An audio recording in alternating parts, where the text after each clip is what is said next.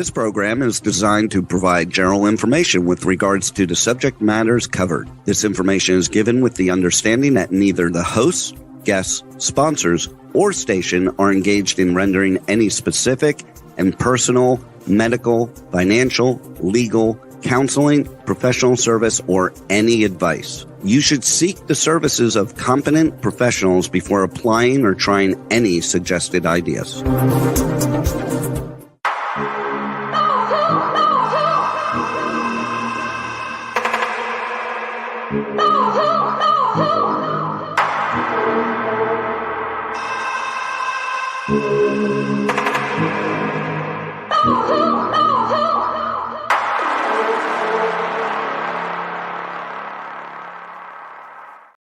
Good morning, truth seekers and true crime junkies. Welcome back to another episode of Hit the Road, Jack, Finding the Zodiac.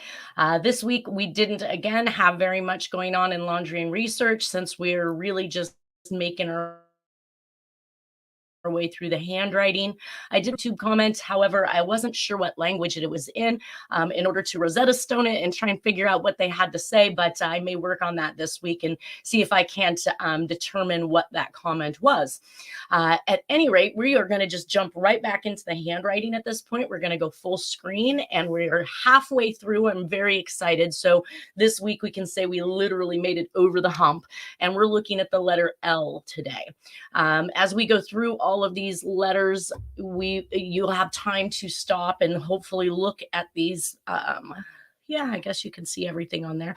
If you have time to stop and look at these, you can start making your own matches as well. I'm just making some of the biggest, most obvious matches, but there are still more to come. I worked on the letter S yesterday, and I could not stop making matches. So at one point, I just had to quit because I could probably have continued going on and on and on simply because I feel that it is the same author. And that's really how handwriting works. You won't stop making matches. Matches will keep occurring. And you could probably keep making them, providing you have enough handwriting to work with, where you would just keep going and going and going and going, as such in this case. So in Jack's letter L's, we have a couple different versions of his L's up here at the top. Again, for everybody who is just now joining us, all of the communications listed above the presentation are ones that there were no capital L's in. If you see a star by the actual communications, then that means that was executed and found by law enforcement and Department of Justice to have been from the Zodiac Killer. So we can take for granted that anything with the star on it all came from the same hand. As we then turn around and compare that to Jack's handwriting and the additional communications surrounding what I believe is probably the most prolific killer in U.S. history, or at least one of them, because we know the mob tops out pretty high, and there may be some mob affiliation with this. So let's get right down to it. Jack has what I refer to as the wavy L, and that L comes from the top down to the baseline, and then as it protrudes to the right, it actually does this uplift and curvature. And in some cases, he actually has a final up kick off of that raises up from the baseline as he exits. This one's a little bit larger. You can see the hump that happens here as it moves back down and then into that exit stroke. And then, of course, we have some that are just a little more subtle with that curvature, but it does actually lift on the right. Looking at these letter L's, these ones are very, very bad images from his 1945 picture, but we do see that continuation of that hump here with that lift. And then we see one that actually has what I refer to as the tailgate lift or exit stroke. And I called it the tailgate because we saw it on the letter C's and we saw it in some of the communications, including this one right here from Elizabeth Short. We can see the L that comes down here, moves over to the right, and then we have that tailgate lift on the L right there, which is exactly what we see happening in Jack's handwriting. As we move down the line in Jack's L's, we have some with these deep curvatures or rounded curvatures on the corner of the L, and that's seen in a few of his L's. Then we move into what I call the greater than, less than signs, because that's what they look like to me. And we have that rounded or humped bottom crossbar. And of course, the more severe he leans to the right, the more it kind of looks like a V that's fallen over on its side rather than on the letter L. And as we move through, we see another one that actually has just a short, this kind of reminds me of that backwards J. So it just has that short uptick as the exits on the crossbar. And then as we go down, we have some that literally look like the greater than, less than sign because they are so small and the stem of the L is so short that the actual crossbar of the L surpasses the length of the stem upwards. So that would be these guys here. And then I have what I refer to as the tall L's, very long stems with very short crossbars at the bottom, including this one here. We can see that height of that stem is probably about 3 times the length of that crossbar on that letter L. And then finally, this was an interesting L that actually loops and curves as it returns to the right and exits. And that I'm going to bring that one up as our first one to show you guys today, because down in the Oakland County child murders, while I found plenty of L's with these humped crossbars, which humped, and then also this upkick that happens on the right hand side, but we found this particular L that Jack was doing in his own handwriting, which is that loop there in the bottom left-hand corner of the L before it returns to the right and exits out. So very good representation. I was a little giddy when I found that one because it's just another way that Jack actually forms. And then we see him use it as what he believes to be a disguise in a communication. So carrying on, we're going to go back up here to the lipstick killer. And these ones are a little tough to see, but you can follow my cursor here. This is in wood, on a wood post, so you're looking at wood grain plus the actual writing. So both of these L's have the very tall stems and very short crossbars. Since that is one of the least likely used, I mean, if we look at all of Jack's L's, the least likely used is that particular form or style. I did find several of these particular L's in this one communication, which is where I found the one with the loop. So he does actively do it, but I think he perceives or sees it as something he doesn't often do and that would make a good disguise. So we're going to see a lot of these tall stemmed L's with very short crossbars. And if I take us back to the previous slides that we've been looking at, it is, in fact, that every time I see the least likely used form in Jack's handwriting, it is exactly what he goes to for his disguise.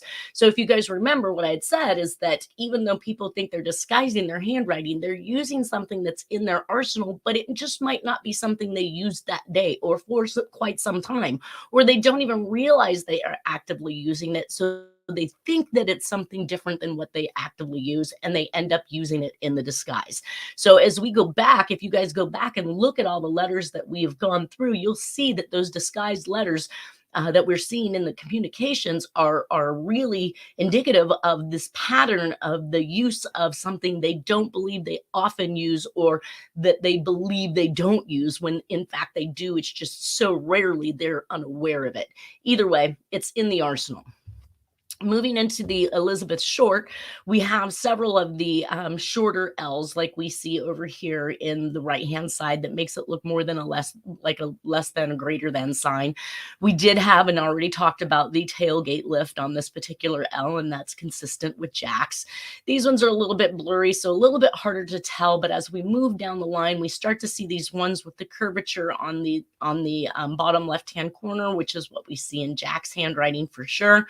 In fact, it is very similar to, let's say, this one right here in that particular construction. And then when we get into something like these particular L's, I see that they look to me like upside down sevens because there's a slight curvature or bend to the stem. And I found that that is consistent with the Sorry Mary letter. Very, very consistent. In fact, throughout this whole process, as I've been looking at these communications again, I do notice that because these are in such close time frames to one another, they have substantial similarities. So that does indicate that both the Sorry Mary letter, where the killer attempts to portray himself as committing suicide by walking into the waves of the ocean, is consistent with all of the writings that came from the Black Dahlia adventure. So keeping with that, obviously we can look back at these, what look like these number sevens, and find that there's a direct consistency between those. including that hump or that uplift that we saw or talked about in the Oakland County child murders. And that's in the Oswald letter. So that particular formation of the L was extremely consistent with the Oakland County child murders. If you look at that, not only is the slant of the L consistent with what we're looking at in Jack's, but then we see that rainbow effect in the bottom crossbar or that hump. The Sherry Joe Bates L's were a bit different. This is all I had for the capital L's. They are a bit different than what we're looking at in the last couple communications, but take a look at how they are reflected in communications to come, say the Zodiac Killer. So the image of those particular L's are very consistent with that in both cases, also in the SLA letter. So we see that heaviness of the corner here because there's all kinds of extracurricular stuff that's going on, and we can actually see that pretty clearly right here in the Sherry Joe Bates. So there is a consistency between Sherry Joe Bates and the Zodiac Killer. The Dear Draft Board letters, we had the version of the long stem L with the short crossbar, and that again is very consistent with Jack's writing. I know that have I seen, I think some of these also, aside from the lipstick killings, but some of these are a little bit longer, just not quite as tall as far as the ratio of the crossbar to the stem. But you can see there that that consistency is definitely something that's in Jack's writing, and we've seen it previous in the lipstick killings. Moving into the Zodiac Killer writing, we start to see some of these more greater than, less than style L's with the slight hump or curvature in the crossbar, which is extremely consistent with Jack, as if there was no attempt to disguise here at all. But we do see these more copybook, more perfect attempts at trying to create the letter L. But if we keep moving forward, we again see these very tall stemmed L's with this very short crossbar. So now we have this cross-referencing with the 1968 Dear Draft Board letter with Jack's handwriting and the lipstick killers. Now, when we get into D.B. Cooper, the letter L here that I picked out is consistent with the Albany, New York letter L's. And that, again, those are close in time frame, 1971 to 1973. So I would anticipate that during any set time frame, the author is going to have some similarities between their writing and what they're using as a disguise. So it was interesting to note that there was a consistency in such a close time frame between these two particular crime sprees. Continuing with Albany, New York, we actually looked at double L's, which I thought were extremely interesting because I started to see this pattern of this first L that is lifted slightly above the right L. So it basically looks like it's coming downhill as it moves into the next L. I did not have any double capital letter L's by Jack in which to make this comparison to, but I did have more inside of the communications. So as I went through the communications, I started to look to see if that was something that was consistent. And even in the Atlanta, Georgia, we can see that that one is slightly taller, sitting up above the baseline, a little higher than the right one. And then it gets even more obvious inside the Anthrax letters, where the L is definitely sitting or posed much higher than the right L in all three instances here. This one looks like it's just about, this right one looks like it's a little bit higher than the left one in that particular instance. But even as we move into the Tim Miller letter L's, we do see a consistency with those as well, where the left one is higher than the right one. And then I would state, or I would say that these particular ones where he tried to make these L's as perfect as possible, with the left one just slightly below the right one, is consistent with the Anthrax letters as well. Let's see here. Okay, we talked about that one. In the Channel 9 letter, we had this very rightward slant on the stem of the L, and we had that very, very thin corner where the crossbar actually is inclined up away from the baseline and actually makes this look more like a sideways V, missing obviously the rest of what would be that arm. But that is very consistent with what we see going on down up here in Jack's handwriting, which is why I have that marked in blue. So in case I failed to mention at the beginning, anything marked in blue has a consistency with Jack. Anything in red has a consistency with another communication in crime. Moving into the Oakland County child murders, we've already discussed the hump and the exit on this particular L, and the humps on the rest of the L's that are being portrayed in there that are consistent with what we see happening in Jack's handwriting, as well as the Atlanta Georgia child killing communications. We have the very tall stem with the very short crossbar, which is obviously a disguise that has been being used by this serial killer. Moving into the second set of Atlanta, Georgia child. So I'm assuming that there must have been some type of killing of children as early as 1978. And this is why we have the first communication in 78. And by 1981, I think that was probably the end of this series of killings. And we're going to go through each and every single one of those murders, see where they end up, and see why or when they stop, and the relation to the proximity for Jack at that particular point in time. But when I looked at these letter L's in the Atlanta, Georgia in 1981, I found that they were extremely consistent with the JonBenet Ramsey letter L, again with that curvature on the back side. The relative length of the crossbar and the stem is very similar to the Atlanta letters. And then the Grimes sisters. Now, of course, again, I have no relation to the size on these, but this one that is backwards kind of looks to me like it is what I would refer to as the tall L with the short crossbar. And then we had one that was a little bit more relative to a longer crossbar on the bottom and a shorter stem. So that still falls right in line. There's nothing about those L's that would kick them out for me in particular, all the way down to this one that looks like this greater than sign again, which is extremely consistent, like I said, with what we see going on in Jack's handwriting. The Anthrax letters was a mix of both the tall stem L's with the short crossbars and as well. So we can go back and forth. So here's more of the tall ones here into the short ones and even into that greater than, less than type theme that we see going on in Jack's handwriting. When I got into the Tom Voigt letters, we had not only the hump, and we had the hump and then the lift. So we can see that occurring there. We also have the shape, the angle of the L, and even to this particular one here that has the slight curvature, but it is kind of a deep set V laying on its side, which is consistent with what we see going up here in Jack's. So I'm not shocked so much that we keep referring back to the natural writing between Tom Voigt and the and Jack's handwriting, since Jack's son recognized these letters in my hand that I was holding as being his father's handwriting without even knowing what they pertain to or where they came from. So to see these actual formations matching back to Jack's handwriting is kind of an inspiration to we're on track with what's going on, because these letters to Tom Voigt are taking explicit responsibility for the Zodiac killings.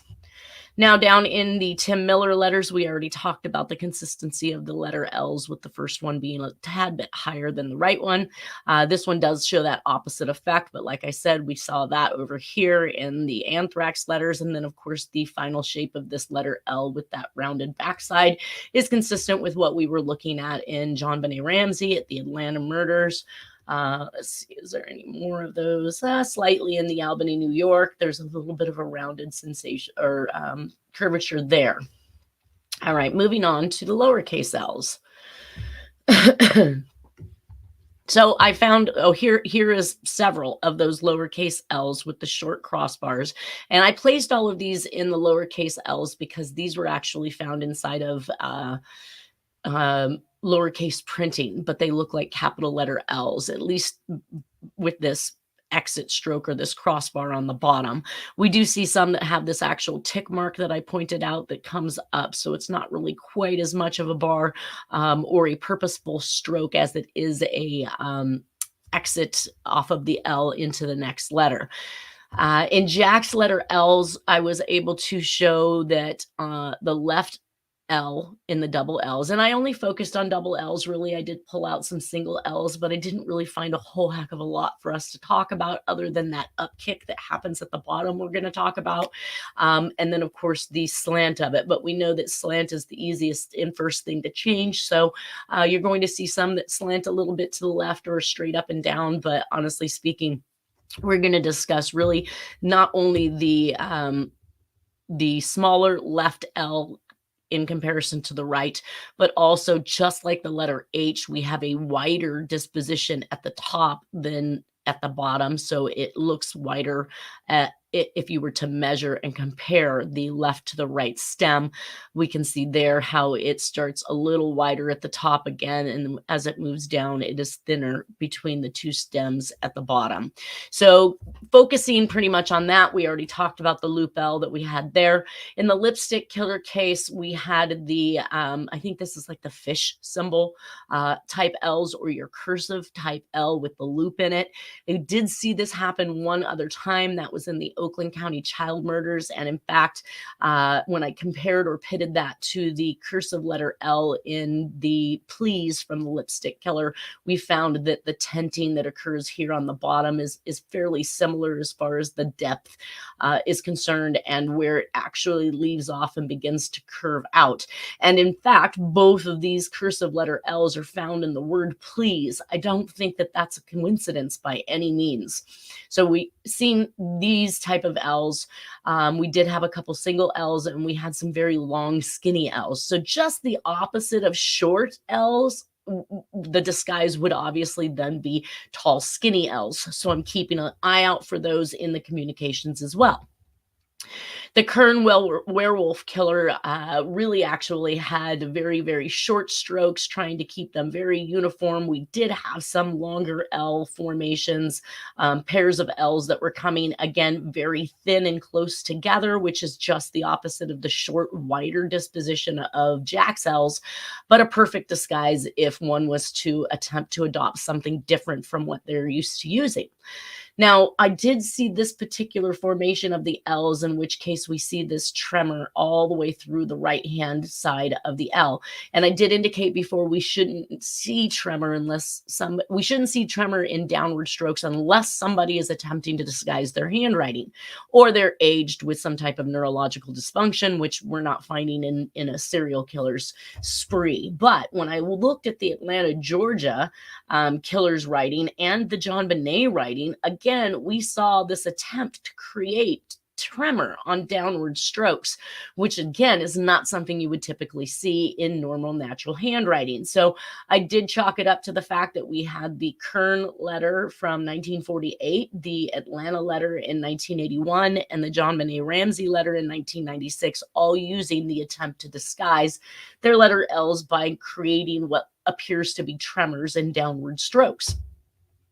Moving on to Oswald, we find that these are actually a little bit more consistent with Jack's actual letter L's. We do have, in fact, the left L that is lower than the right.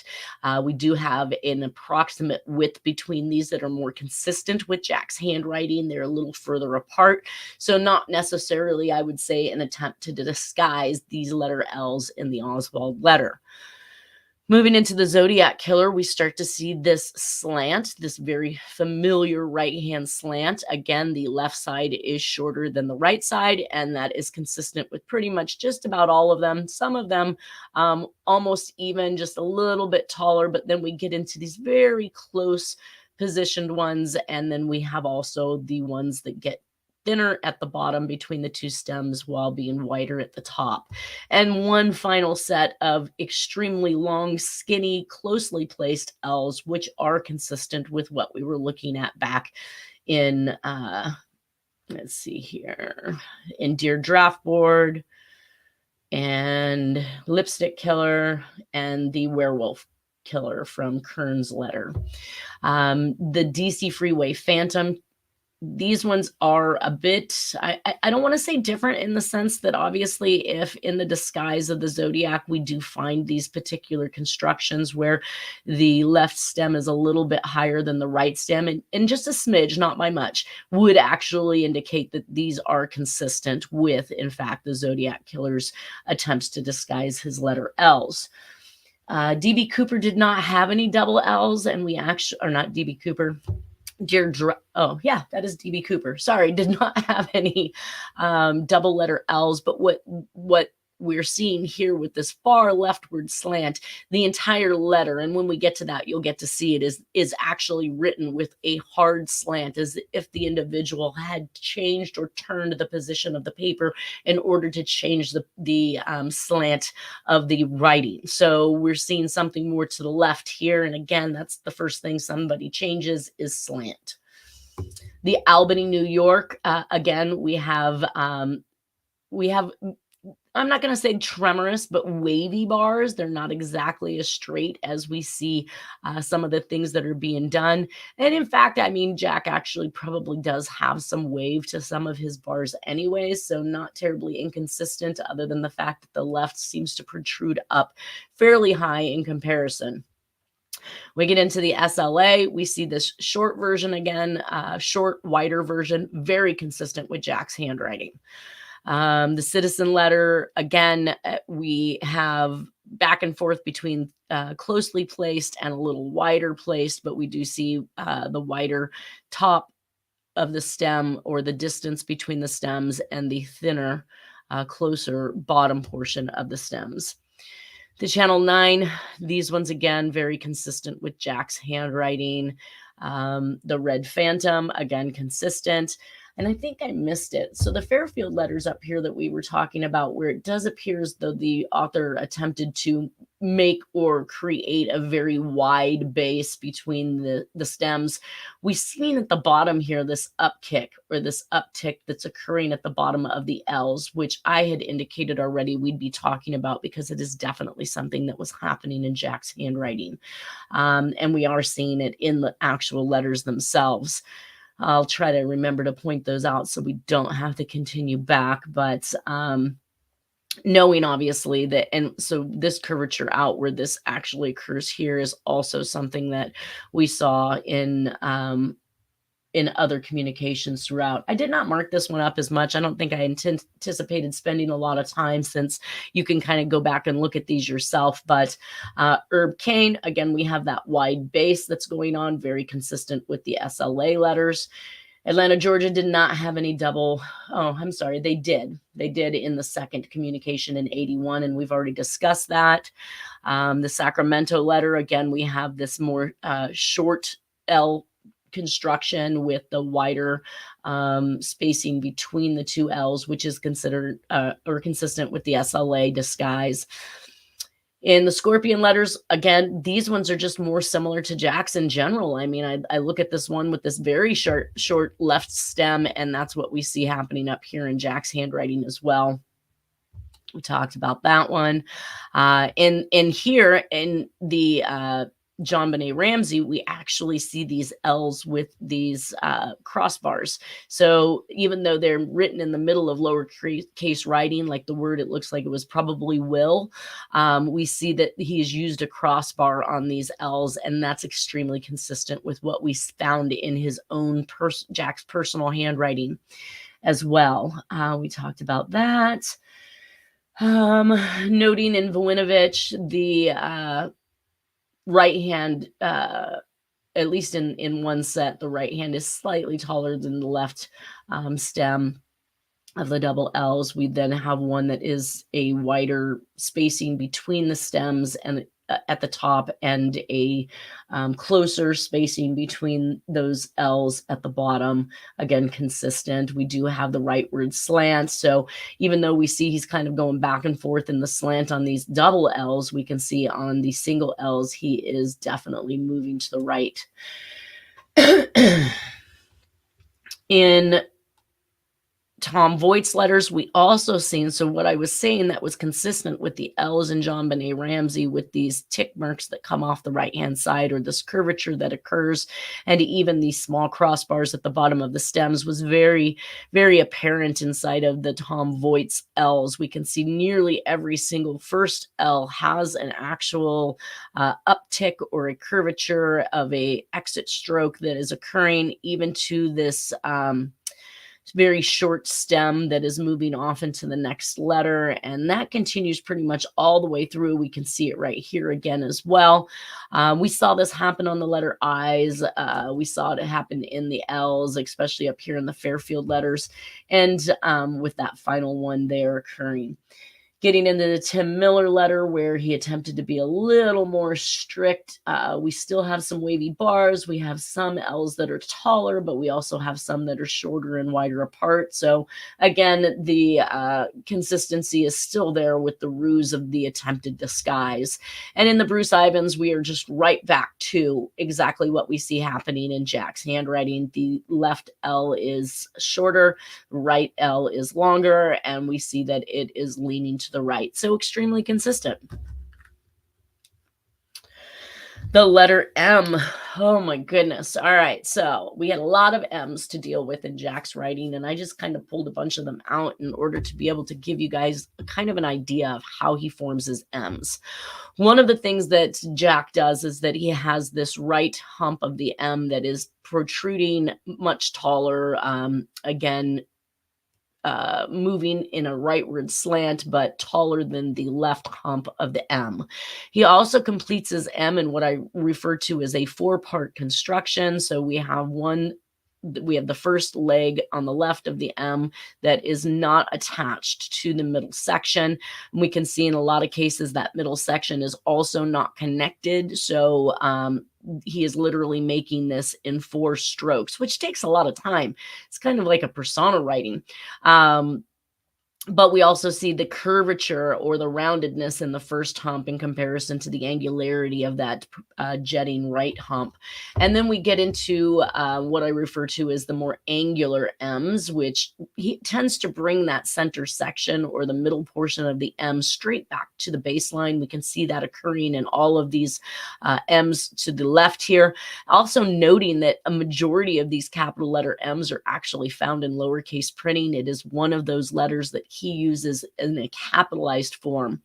And when we move to the right, we start to see this more shallow version where if he's making a full-on connection in a single stroke, he moves up from up above down to the baseline, and then he moves up into the humps, and we can see how shallow those humps actually are. So we really almost have no middle section in those particular M's. This one has a little bit more, so you can at least tell that it is an M.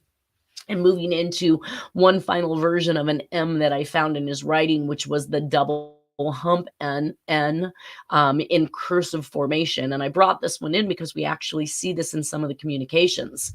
Now, starting with the lipstick killers, we can actually see that this particular M is identical to what Jack has going on here.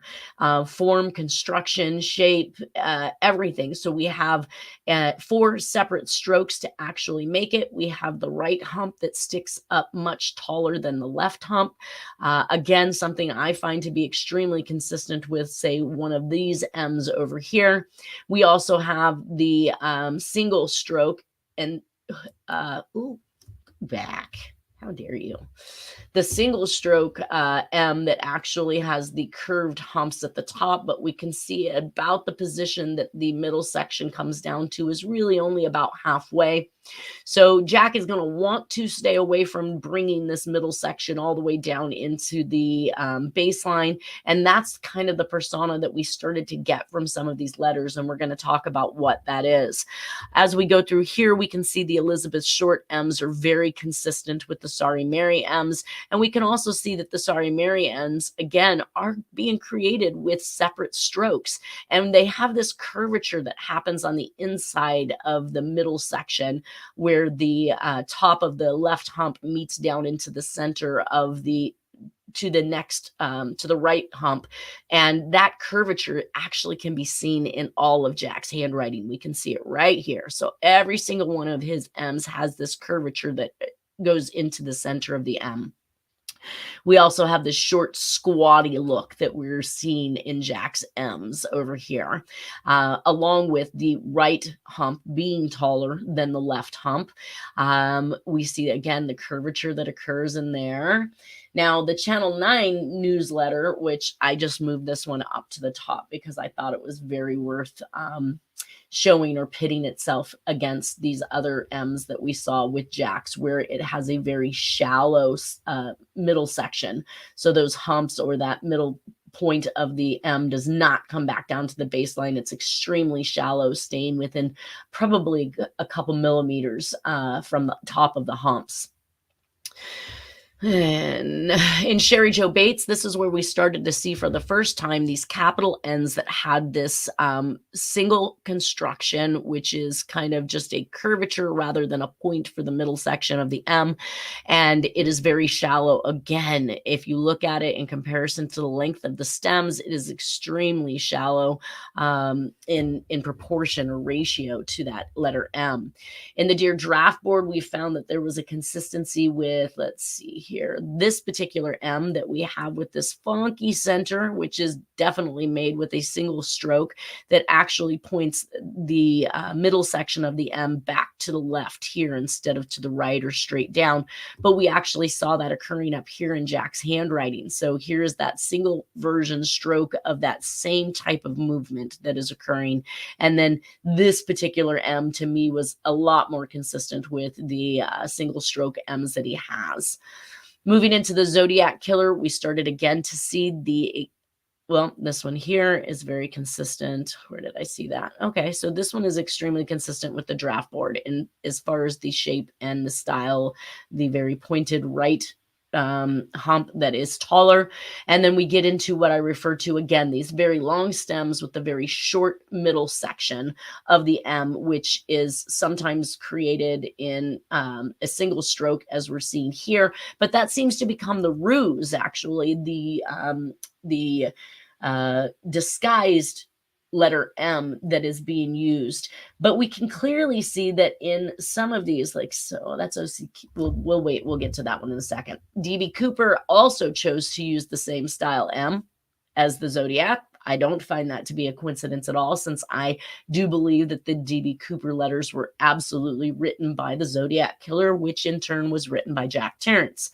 When I get into the Albany letters, we do find that there is a direct consistency with these particular letter M's with Jack's letter M's. So we've got the right hump that is taller. We've got the middle section that's dropped and brought all the way down to the bottom. The angularity, the spacing between the two humps, everything was just completely consistent with Jack.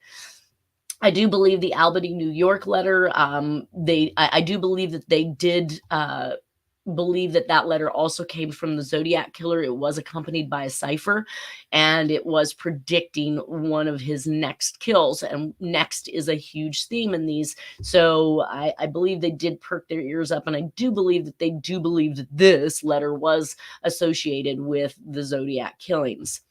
Getting into the SLA, again, we see the very tall stems, and then we see the very short midsection that was being used all the way back as early as Sherry Jo Bates.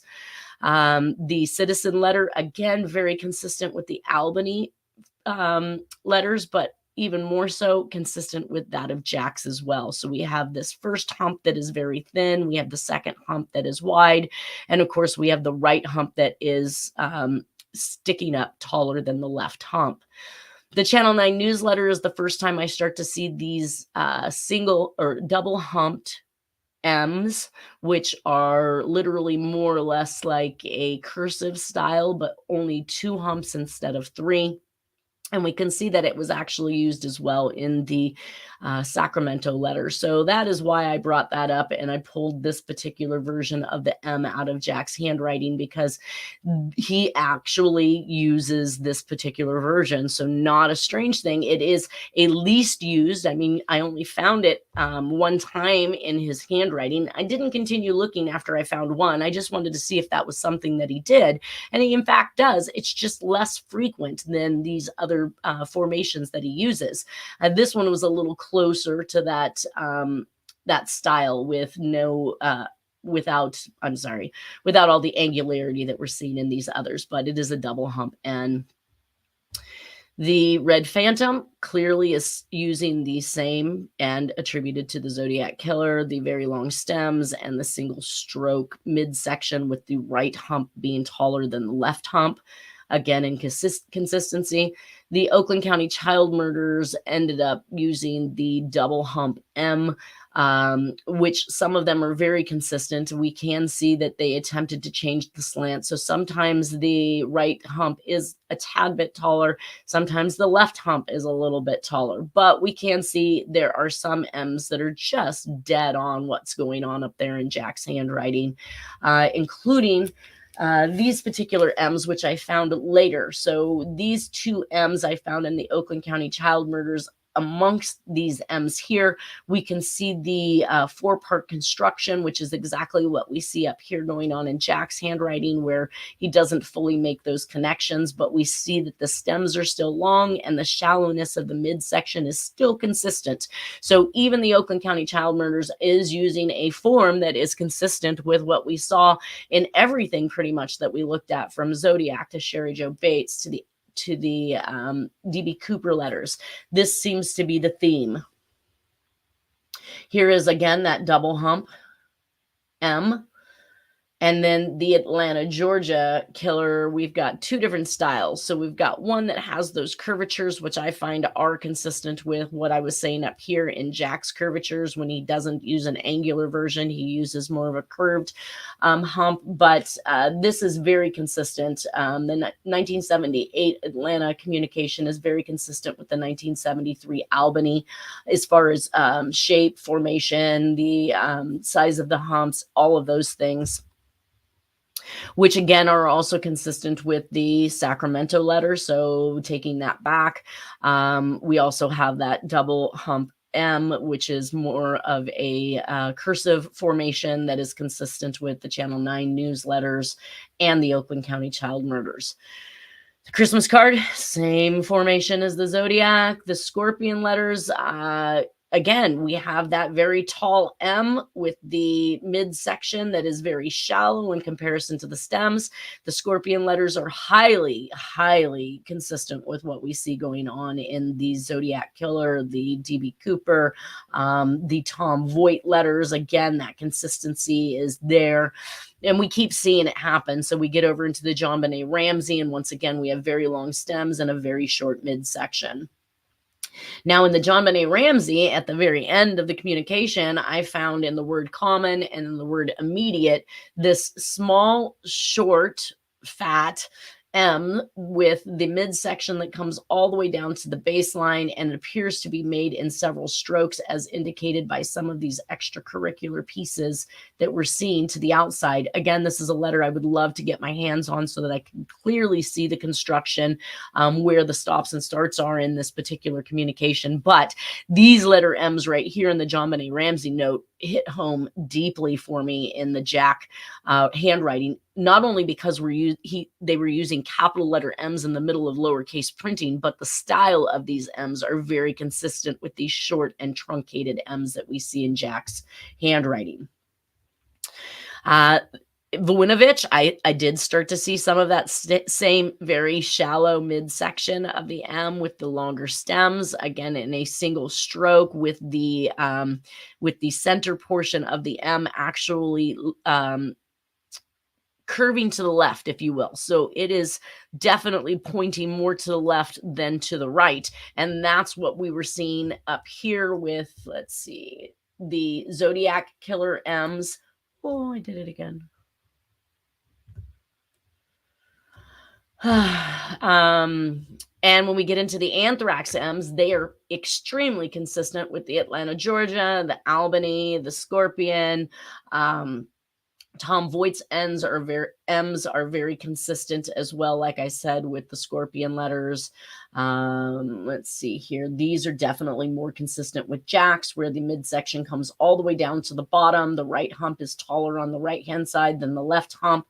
Angularity is all there. Everything that we were looking for actually is there as far as construction's concerned. When I got into things like the finale letter to Tim Miller, I started to see that same shallow movement. Some of his M's come down a bit further and almost completely to the baseline, as we can see in these truncated ones here.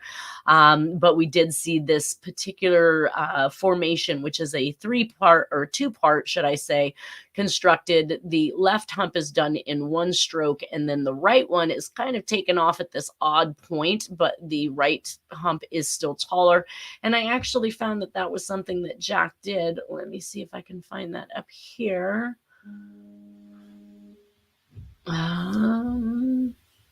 Right here. So he did a single stroke. Actually, that might be two strokes here. So he did one stroke here, but then that second hump on the M actually starts well above the bottom portion, which is exactly what we saw happening over here. This letter M here was very consistent with the scorpion letters. You can just go back and forth and look at those. And then the Bruce Ivan M's, again, nothing really out of the ordinary here. We have the right hump taller than the left hump. We have the midsection that is also leaning leftward, so that movement is leftward. All very consistent with what we see going on in these letters.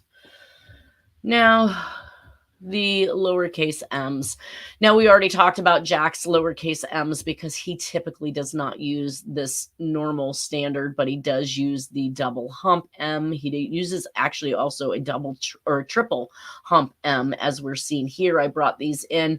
They are in the middle of printed writing. As you can see, there's no connection between it and the next letter, but it is just the way he decided to form it, all the way to these more double hump cursive features. So going through the letter M's in the communications, we see triple hump M's that are being used in the Lipstick Killer case. And the things that I noted mostly from that is that the first hump actually starts above the baseline and has a shorter leg than the rest of the humps and legs of the M's. So even in this one, it's a little bit shorter. This one's a little bit shorter. This one actually starts up in the sky, really, and then moves its way down into these curvatures. But I did notice that Jack also had that angular first hump, and it starts above the baseline just a tad bit with that first hump M, or that first leg coming off of the first hump actually being a tad bit longer than the rest of the legs in those M's. So there is definitely some consistencies with those, including the fact that we have the first one that's angular and then the next two that are rounded. So we can see that kind of happening. Let's see, that one there has a slight angle, and then we have the I probably should have done that with those double hump M's back in the last phase, because this actually looks very similar to what we looked at least those two humps right there.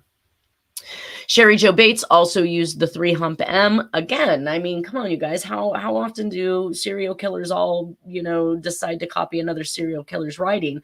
Actually, this early in the game with some of these communications, the internet wasn't available, and I'm sure they weren't printing all of these in the newspaper for somebody to clone onto. But as we go through the M's, we start to see that his use, or he feels like his use of disguise, is going to be these double hump M's that are all a single stroke, because these are the ones he would not want to get caught for, the primary use of this capital letter M in the middle of lowercase printing.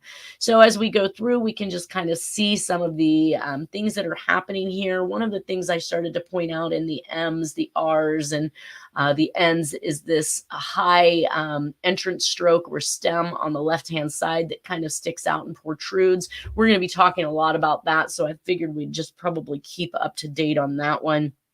I'm down to about 2 minutes. It looks like we're not going to finish letter N today, which is just another week, just another dollar. Okay, so when we start looking at the M's and we cross-reference the Dear Draft Word letter M's with the rest of the letter M's that we're finding in the communication, we start to see, again, this very shallow or top portion here that is consistent. All right, guys, that drops us off to about a minute.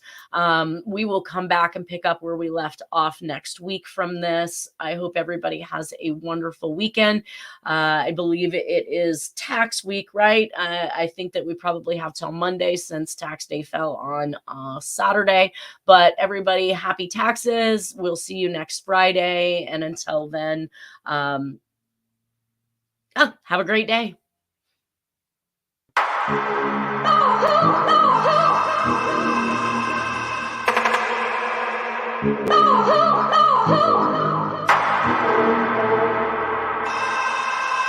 No!